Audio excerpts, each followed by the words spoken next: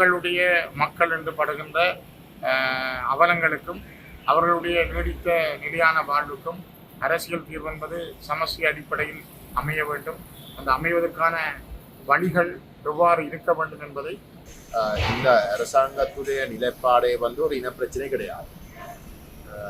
ஒரு அரசியலமைப்பு ஊடாக இந்த விஷயங்கள் கையாளப்படும் என்று சொல்றதே பாராளுமன்றத்தில் 225 பேர் கொண்ட இருக்கின்ற இடத்துல வெறுமனே 10 இல்லாட்டி 11 இல்லாட்டி 12 தமிழ் பாராளுமன்ற உறுப்பினர்கள் அங்கே பேசுகிற விஷயங்களே தான். அரசியல் ரீதியாக ஒரு தீர்வு கொடுக்கறதுக்கும் மனமில்லாத ஒரு அரசாங்கம், பொறுப்பு கூறலுக்கும் முற்றிலும் நிராகரித்து செயல்படுகின்ற ஒரு அரசாங்கத்துக்கு ஒரு அழுத்தம் கொடுப்பதாக இருந்தால் இருந்தால் இந்த பொறுப்பு கூறல் என்ற விடயத்திலே கணிசமான முன்னேற்றத்தை சர்வதேச மட்டத்திலே நாங்கள் அடைந்தால் அது ஒரு கணிசமான அழுத்தத்தை இந்த தீவிரவாதிகள், தமிழ் விரோத தீவிரவாதிகளுக்கு வழங்கப்படும். ஏனென்றால்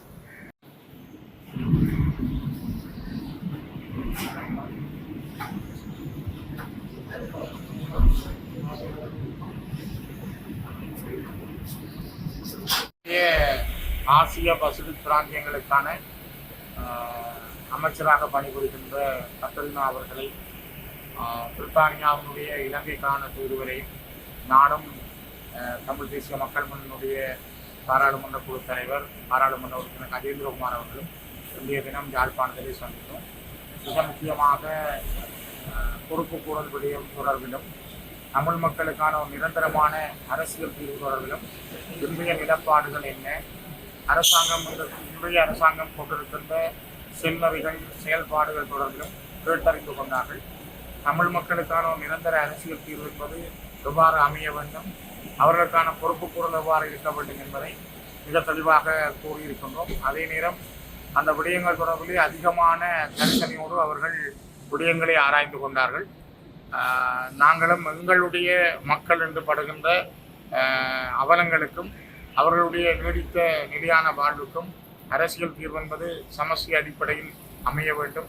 அந்த அமைவதற்கான வழிகள் எவ்வாறு இருக்க வேண்டும் என்பதை தெளிவாக அவர்களுக்கு சொல்லியிருக்கின்றோம். சந்திப்பிலே நாங்கள் குறிப்பாக இன்றைக்கு இருக்கக்கூடிய தேசிய மக்கள் சக்தியுடைய அரசாங்கத்துடைய தமிழ் மக்கள் சார்ந்த நிலைப்பாடுகள் தொடர்பாக நாங்கள் தெளிவுபடுத்தினோம். விசேஷமாக தமிழருடைய இனப்பிரச்சனை தொடர்பாக அவர்களுடைய நிலைப்பாடு இங்கே ஒரு இனப்பிரச்சனை கிடையாது விடயம்.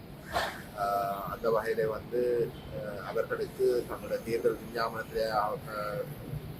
விஞ்ஞாபனத்திலையும் அதுக்கு பிறகும் பாராளுமன்றத்துக்கு தெரிவு செய்யப்பட்டதுக்கு பிறகு தமிழருடைய இனப்பிரச்சனை தொடர்பாக ஆக்கப்பூர்வமாக எந்த விதமான ஒரு செயல்பாட்டும் அவர்களிடம் இல்லை. தமிழ் கட்சிகளோடு பாரம்பரியமாக தமிழ் மக்கள் ஆணை வழங்கி இருக்கின்ற தமிழ் தேசிய நிலப்பாட்டோடு இருக்கக்கூடிய எந்த ஒரு கட்சிகளோடும் தங்கள் இந்த இனப்பிரச்சனை தீர்ப்பதற்காக எந்த விதமான நடவடிக்கையும் எடுப்பதாக கிடையாது. அது மட்டும் இல்லாமல் பொறுப்பு கூறல் விடயம் வடகிழக்கிலே ஒரு விஞ்ஞானிக்கு உள்ளாக்கப்பட்டு இருக்கக்கூடிய மக்களுக்கு ஒரு மிக முக்கியமான ஒரு விடயமாக கருதப்படுகின்றது. அதே போன்று பிரித்தானியா போன்ற நாடுகளிலே வாழுகின்ற தமிழ் மக்கள், புலம்பெயர்ந்த தமிழ் மக்களும் பொறுப்பு கூறல் விடயத்தை மிகவும் தீவிரமாக வலியுறுத்தி வருகின்ற ஒரு நிலையிலும் கூட இந்த அரசாங்கம் பொறுப்பு கூறல் சம்பந்தமாக எந்த விதத்தையும் எவரையும் தாங்கள் நீதிமன்றத்துக்கு முன்னால் நின்று போவது இல்லை என்று கூறியிருக்கிற விடயத்தையும் நாங்கள் சுட்டிக்காட்டினோம்.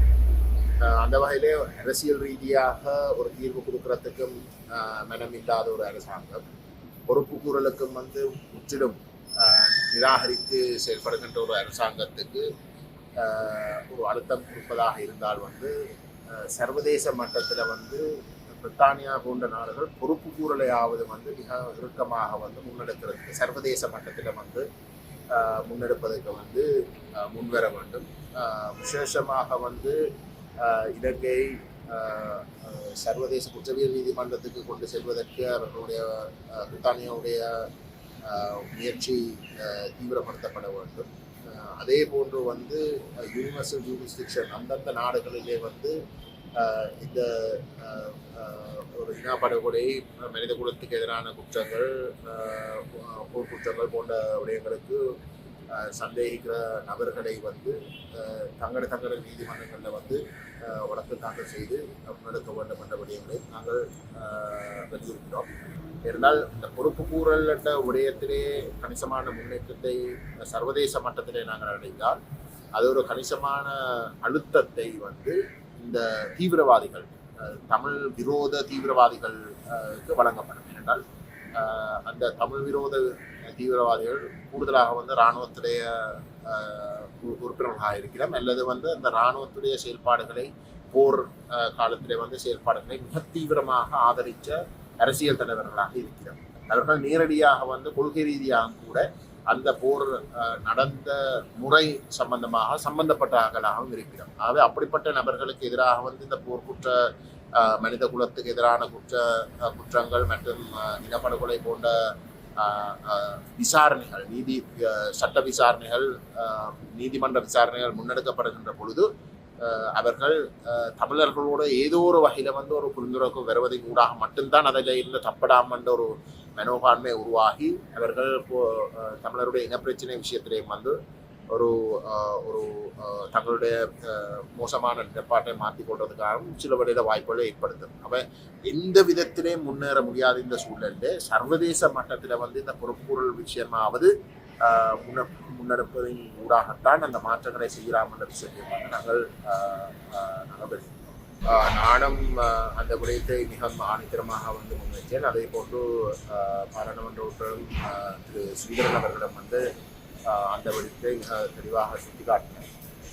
இந்த அரசாங்கத்துடைய நிலைப்பாடே வந்து ஒரு இனப்பிரச்சனை கிடையாது. ஒரு அரசியலமைப்பு ஊடாக இந்த விஷயங்கள் கையாளப்படும் என்று சொல்றதே வந்து பாராளுமன்றத்தில் வந்து 225 பேர் கொண்ட இருக்கின்ற இடத்துல வந்து வெறுமனே 10 இல்லாட்டி 11 இல்லாட்டி 12 தமிழ் பாராளுமன்ற உறுப்பினர்கள் வந்து அங்கே பேசுகிற விஷயங்களே தான் அவர்கள் வந்து இனப்பிரச்சனைக்கு தீர்வான ஒரு அணுகுமுறையாக வந்து பயன்படுத்துகிறாங்க பார்க்குறேன். எந்தளவு தூரத்துக்கு வந்து அவர்கள் இதில் அக்கறை இல்லைன்றது வந்து அவர்கள் சுட்டிக்காட்டி இருக்கக்கூடிய இந்த அரசியலமைப்பு உருவாக்கம் விஷயத்தில் வந்து நீங்கள் உங்களோட கருத்துக்களை பதிவு செய்யலாம் என்ற சொல்கிற நிலைப்பாடு வந்து நான் நினைக்கிறேன் ஒரு நல்ல ஒரு எடுத்துக்காட்டு.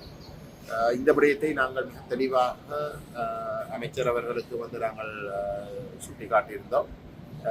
அது மட்டும் இல்லாமல் வந்து பொறுப்புக்கூறல் விடயத்திலேயும் வந்து அரசாங்கத்துடைய போக்கு முழுக்க வந்து அதை ஒரு தமிழ் மக்களுடைய ஆதரவோடு பாராளுமன்றத்தில் இருக்கக்கூடிய அவர்களுடைய கட்சி உறுப்பினர்களுடைய ஆதரவை காட்டி தமிழ் மக்களுடைய ஆதரவோடு அதை கைவிடுற ஒரு நிலைமையைத்தான் அவர்கள் முன்னெடுக்க யோசிக்கணும் என்ற விஷயத்தை நாங்கள் சுட்டிக்காட்டியிருக்கிறோம். காணாமலாக்கப்பட்ட விவகாரம், காணி விடுவிப்பு தொடர்பில் ஏதாவது பேசப்பட்டார்?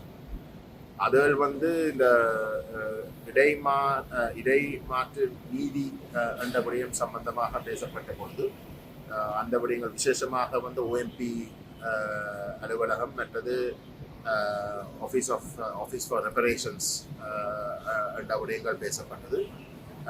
காணி சம்பந்தப்பட்ட விடயத்தை வந்து நாங்கள் அவர்களுடைய அந்த இனப்பிரச்சனை சம்பந்தமாக அவர்களுடைய அணுகுமுறை எப்படி இருக்கு என்ற விடயங்களை விளங்கப்படுத்துகின்ற பொழுது வந்து கடந்த அரசாங்கங்கள் வந்து நடந்து கொண்ட அதே போக்கோடு தான் இந்த அரசாங்கம் நடந்து கொள்கிற அந்த விடயத்தை வந்து நாங்கள் சுட்டிக்காட்டியிருக்கோம்.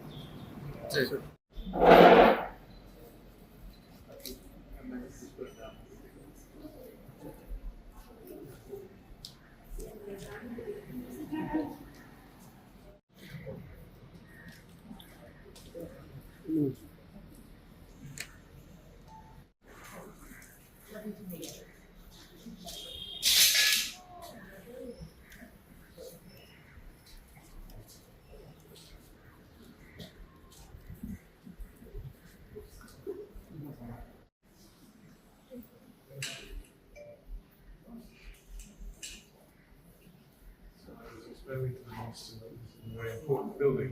Yes. It was burned down. Yes. So many valuable books Destroyed. by the government ministers. Okay.